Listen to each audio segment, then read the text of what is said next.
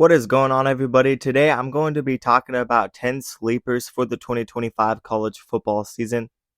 I'm going to talk about the 10 teams that I think can overexceed expectations and be a surprise team next season. Now let's start off at number 10. I have California. This may be a hot take, but I think this team has potential to break through next year. The last two seasons, they've been to a bowl game with veteran head coach Justin Wilcox. He's been at California for a long time, but over the last few years, he's been very good in the transfer portal. If you look at 2023, they had a very good offense, but their defense was very bad. But the roles kind of reversed in 2024. They had a very good defense, but the offense was underwhelming, and Jaden Ott is a star running back who was battling injury. But if this team could just be consistent on offense and defense in 2025, I think they could take a step forward and win maybe 8 or 9 football games. They also have a decent quarterback room with the 5-star true freshman Jaren Sagapolotele, and also transfer portal quarterback Devin Brown. He's been at Ohio State for multiple years. He's not that bad. I think there'll be some competition in that room, and Jaden Ott will be back for California at running back. They have some of their top receivers returning in a good transfer portal class once again. So at number 10, I have California. I do think they could be a sleeper for next season. At number 9, I have Louisville. Jeff Brom has led this team to multiple pretty good seasons, and in 2023 they actually won double-digit games and went to the ACC championship game. But heading into 2025, I think they'll have an upgrade at quarterback with Miller Moss. He'll be their best quarterback since Lamar Jackson. They return a young running back and Isaac Brown with big breakout potential. And they also have a loaded receiving room with Colin Lacey back, who had over 1,000 yards receiving 2 years ago. He's a guy, when fully healthy, he could be a monster for that Louisville offense. Jeff Brom has been working in the portal once again. I think this team could be a sneaky ACC title contender with Miller Moss at quarterback, and I have them at number 9. At number 8, I have Utah. This team hasn't had any issues on defense. They've had a top defense every single year with Kyle Whittingham. But over the last 2 seasons, the offense has taken a major step in the wrong direction. Now, last year was an ultimate low for Kyle Whittingham. This team only won 5 football games, and the offense was atrocious.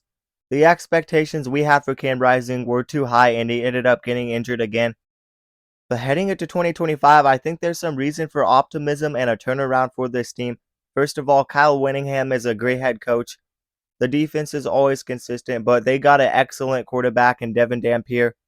Maybe excellent is an overstatement. He still has some improving to do in the passing game, but he is an excellent runner. He had over 1,000 yards rushing for New Mexico last season at quarterback. And he can really be an X factor for that Utah offense, and Utah returns some good pieces on offense. They return a lot of production. I also think Wayshawn Parker could be a breakout running back. He's a transfer from Washington State. Parker was a solid running back for Washington State last year, but Washington State is a pass-heavy system, and Parker didn't get a lot of carries. But Utah will be able to utilize him to his fullest, and Wayshawn Parker could be a breakout running back for that team. Definitely watch out for a guy like Wayshawn Parker, and I think Utah could definitely be a lot better on offense next season. And I do have them at number 8. At number 7, I have Washington. It really has to do with the quarterback position once again. I am very high on Damon Williams. He's one of the more underrated quarterbacks in the nation. This team also returns a beast at running back in Jonah Coleman and a solid offensive line. The defense should be solid again as well, and they have a great coaching staff with experience and Jed Fish. And they have a great head coach in Jed Fish, and that coaching staff has a lot of experience. Defensively, Washington added 2 great leaders from Arizona. They added Jacob Manu, who was a former team captain, and also Takario Davis, one of the best cornerbacks in the nation. Those were honestly the 2 best defensive players over the last 2 years for Arizona, so those are 2 massive pickups for that Washington defense. I really think this team has breakout potential. Let's not forget, they were to the national championship game 2 years ago. Regardless, I have Washington at number 7. They're definitely a team to watch out for. At number 6, I have Michigan State. I trust Jonathan Smith as a head coach. He turned Oregon State around in no time. I expect Michigan State to take a step forward next season. They have Aiden Childs back at quarterback. If he can cut back on turnovers and be more accurate, he could be a great quarterback for them. They also returned former All-American tight end and Jack Velling. They have a really solid transfer portal class again and added some receivers out of the portal in Amari Kelly and also Christian McCray. I think the defense is in good hands. They've been solid the last couple of years. I like this Michigan State team heading into next year, and I think they could be a sleeper. I have them at number 6. At number 5, I have Georgia Tech, and this team has big breakout potential as well. Last season, they ended up winning 7 football games with a very tough schedule. They overexceeded their expectations the last 2 seasons with head coach Brent Key. Brent Key keeps overexceeding expectations, and he is a great football coach. They may have lost Eric Singleton Jr., one of the better receivers in the nation, but they did retain Malik Rutherford, and he's really good as well. And they managed to pick up Eric Rivers out of the portal, a 1,000-plus yard receiver from FIU. And they also got Dean Patterson, who could be a great playmaker for them as well. And they returned 2 great leaders on offense, one of the best quarterbacks in Haynes King, and one of the best running backs in Jamal Haynes.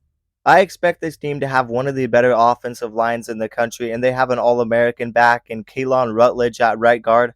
The defense is in good hands as well. They took a major step forward last year with the coordinator.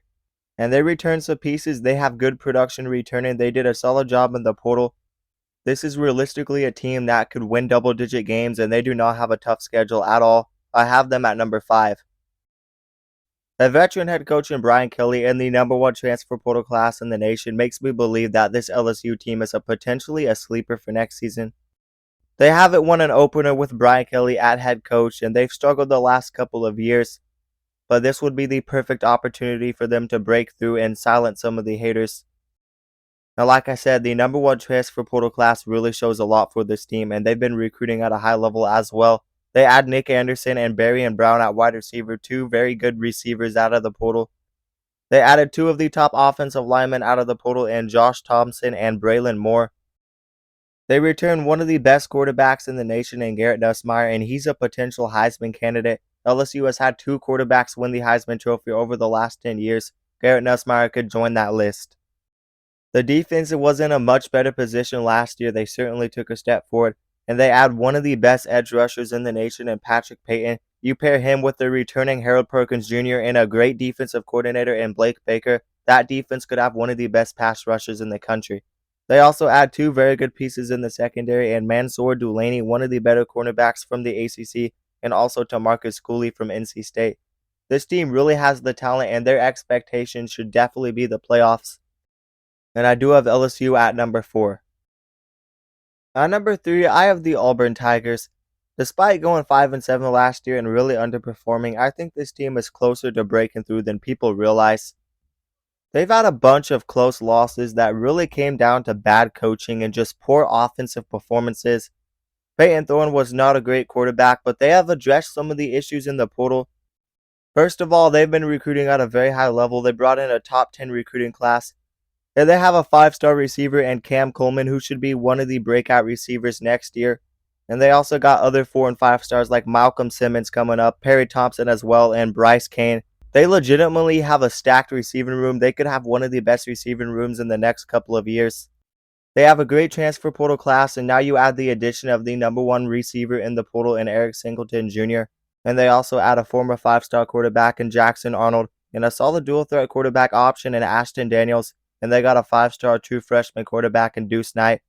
So they will have a quarterback battle going on, and that's just going to make that competition room even better.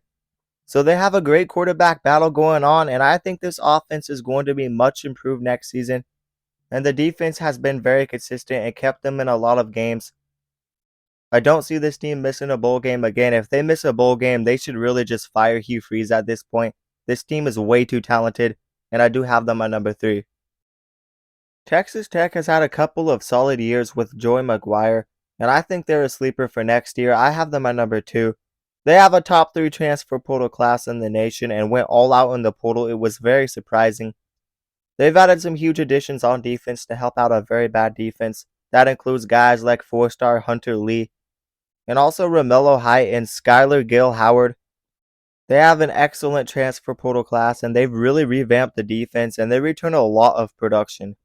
They do lose Todd Brooks at running back, but I think Quinton Joyner will be a great replacement for them, and they return a good quarterback in Byron Morton, who should be coming off of injury. They return a couple of their top options at wide receiver in Caleb Douglas and Coy Eakin. This team should be a very good team, and if the defense could take a step forward, they could be a Big 12 title contender. They had one of the top offenses in the nation last season. I think Joey Maguire is a great head coach. He's brought in the #1 recruiting class, and he's also brought in a top transfer portal class. He is continuing to work for this team. They've had multiple winning seasons, and maybe next season is a step forward to winning double-digit games and possibly competing for the conference championship. I have them at number 2. And my biggest sleeper for 2025 is the Florida Gators. I have them at number 1. This team ended last season in huge fashion, beating LSU and Ole Miss and dominating Tulane. They had a very consistent defense, and DJ Lagway had a great second half of the season. He stepped up in a major way for this team. There was so much pressure on Billy Napier in that Florida team, but they found themselves their quarterback of the future, and he's one of the better returning quarterbacks in the nation. You give him a full offseason, and a lot of the pressure will be off of him next year. He's going to take a big step forward, in my opinion, with a full year of being the starter. They also returned some key guys, and they returned their top receiver in Eugene Wilson. They return a bunch of production, and this team should be in the playoffs next year, in my opinion.